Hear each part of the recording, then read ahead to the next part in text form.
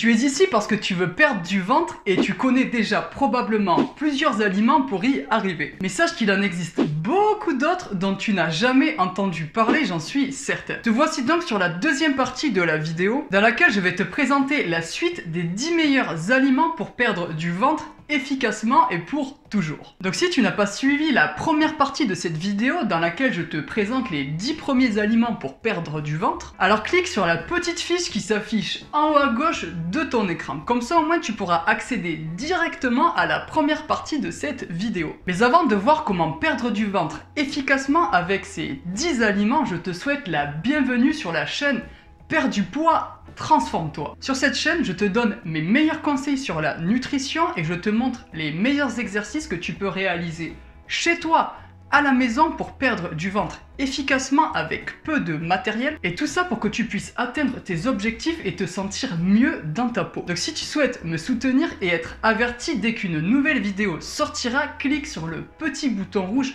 en bas de la vidéo, s'abonner. Et on continue directement cette liste de super aliments minceurs avec les flocons d'avoine. Les flocons d'avoine sont un autre aliment glucidique à digestion lente, car ils sont riches en fibres comme la patate douce que je t'ai présentée dans la première partie de cette vidéo. Cet aliment te permettra de ressentir la sensation de satiété plus longtemps. Et il peut également aider à améliorer la digestion, ce qui peut s'avérer très utile si tu manges un régime riche en protéines. Même si les flocons d'avoine sont une source très complète en macronutriments, à savoir les protéines, les lipides et les glucides, tu dois tout de même rester prudent à consommer des flocons d'avoine au naturel, sans ajout de sucre ou de graisse évidemment. Et n'hésite pas à parfumer les flocons d'avoine à ta guise avec des bons condiments, comme la cannelle par exemple, ou du yaourt blanc, du lait de vache, du lait de soja ou du lait d'amande par exemple. Car si tu manges des flocons d'avoine sans rien y ajouter dedans, l'intérieur de ta bouche ressemblera très vite à une bétonnière. Passons à présent à l'aliment numéro 2 qui va te permettre de perdre du ventre. Et il s'agit une fois de plus d'une autre très bonne source de glucides, les haricots. Le haricot est l'un des aliments végétaux le plus riche en protéines. Qu'il s'agisse d'haricots rouges ou même d'haricots blancs, peu de personnes savent qu'ils constituent une très bonne source en protéines qui pourra même remplacer la viande s'ils sont combinés avec les céréales adéquates. Évidemment, ces aliments contiennent plus de glucides que de protéines. Cela dit, leur taux élevé en protéines et en fibres en font un excellent choix d'aliments à incorporer dans certains de vos plats favoris à la place du riz, des pâtes ou encore de la viande. En fait, le but sera de consommer des aliments que tu n'as pas l'habitude de consommer afin d'avoir l'alimentation la plus variée qui soit tout en variant les saveurs le plus possible. Pour en finir avec les aliments glucidiques que je te conseille de consommer si tu veux perdre du ventre, alors le riz complet est un excellent choix. Le riz complet est personnellement l'une de mes meilleures sources de glucides préférées si je souhaite construire de la masse musculaire ou brûler des graisses. L'aliment numéro 4 à présent que tu peux incorporer de temps en temps à ton alimentation si tu souhaites perdre du ventre efficacement est le piment. Manger épicé peut avoir des conséquences bénéfiques sur ta santé et tout cela est dû à une molécule contenue dans le piment appelée la capsaïcine. En effet, une étude a montré que l'appétit des personnes était réduit si elles avaient consommé 1 gramme de piment rouge pendant leur repas. Et bien sûr, les liens de toutes les études que je vais te parler dans la suite de cette vidéo sont dans la description si cela t'intéresse. Le prochain aliment te permettant de perdre du ventre est le pamplemousse. Ce n'est plus un secret, le pamplemousse est recommandé dans de nombreux régimes différents pour perdre du poids. Mais finalement, pourquoi est-ce qu'on parle plus de ce fruit plutôt que d'un autre pour perdre du ventre ? Eh bien, figure-toi qu'une étude scientifique réalisée sur 85 personnes obèses pendant 12 semaines a répondu à cette question. Dans cette étude, les participants mangeaient un demi-pamplemousse juste avant leur repas. Et cela a effectivement conduit à une perte de poids de 1,5 kg. Et cette consommation quotidienne de pamplemousse a également permis aux patients d'avoir une meilleure régulation de leur taux de glycémie sanguine. Je sais que tu vas probablement trouver le prochain aliment pour perdre du ventre complètement has-been. Mais laisse-moi te prouver le contraire. Car sache qu'il a été prouvé scientifiquement que boire de la soupe avant chaque repas permettait de réduire le montant total de calories ingérées sur une journée. Alors ça c'est ouf. Même moi avant de faire cette vidéo, je ne savais pas que boire de la soupe te permettrait de perdre du ventre plus facilement. Mais c'est bel et bien ce qu'en ont déduit les scientifiques du département des sciences de la nutrition de l'université de l'Iowa. Évidemment, il faut éviter de consommer des soupes du commerce très riches en calories et éviter de commencer à ajouter des aliments dans la soupe comme les croûtons par exemple qui sont des aliments très riches en glucides et en calories. De plus, la soupe consommée à la française, j'ai envie de dire traditionnellement de l'eau et des légumes, ne permet pas de substituer à un repas et il sera donc très important de consommer un repas solide en plus de ta soupe. Et en parlant de substitut de repas, le prochain aliment que je vais te présenter peut être considéré comme tel. Les protéines en poudre sont un autre atout sur lequel tu pourras compter si tu souhaites perdre du ventre. Évidemment, elles constituent à moitié un substitut de repas protéiques puisqu'elles peuvent être consommées à la place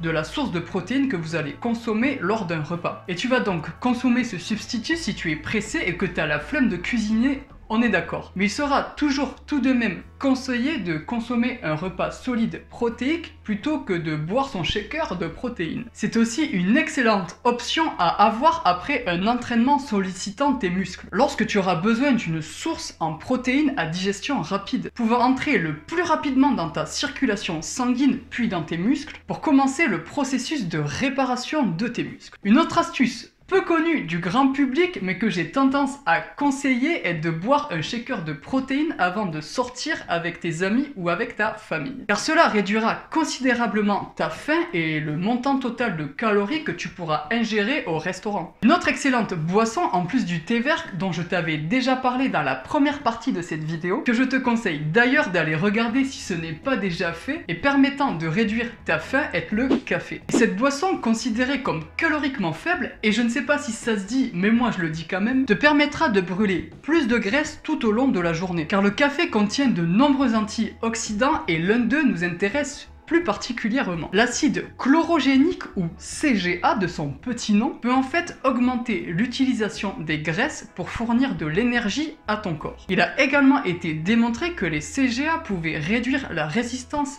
à l'insuline après un repas. Le tout se traduisant donc par une perte de poids progressive. Il ne nous reste donc plus que 2 aliments à voir pour terminer cette série de vidéos consacrées à la perte de ventre. Et l'aliment numéro 8 dont je vais te parler tout de suite est l'asperge. Une fois de plus, les asperges sont des légumes verts riches en fibres qui t'aideront à ralentir ta digestion et à te sentir rassasié plus longtemps. Mais ce n'est pas tout. Ce qui rend les asperges uniques par rapport aux autres légumes, c'est qu'elles permettent d'améliorer la digestion. Pour les personnes sujettes à des problèmes de digestion, il a été démontré dans une étude que la consommation régulière d'asperges pouvait aider à réduire les ballonnements. De plus, il s'agit d'un des légumes qui existent les plus faibles en glucides, avec seulement 1/2 g de glucides pour 100 g d'asperges. Voici donc l'ultime aliment à incorporer dans ton alimentation afin de perdre du ventre efficacement. Et plus précisément à incorporer à tes collations, puisqu'il s'agit du beurre de cacahuète. Paradoxalement, le beurre de cacahuète est l'aliment le plus calorique que je t'ai présenté dans cette série de vidéos pour perdre du ventre. Mais c'est justement ce qui en fait sa force, puisque c'est une source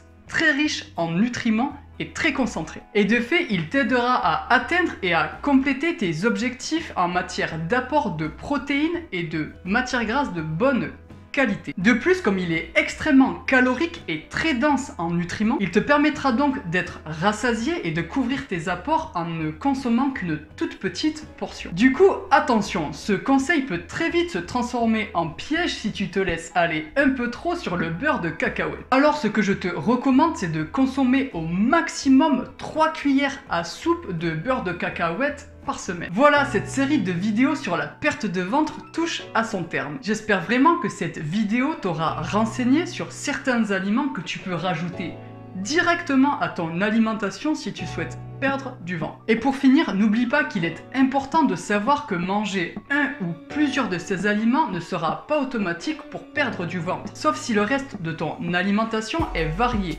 équilibré et surtout hypocalorique, c'est-à-dire que tu consommes moins de calories que ce que tu n'en dépenses. Et toi, dis-moi quel aliment tu souhaites rajouter à ton alimentation parmi tous ces aliments. Et surtout, ça m'intéresserait de savoir si j'ai réussi à te mettre à la soupe et aux asperges. Et moi je te dis, à la prochaine!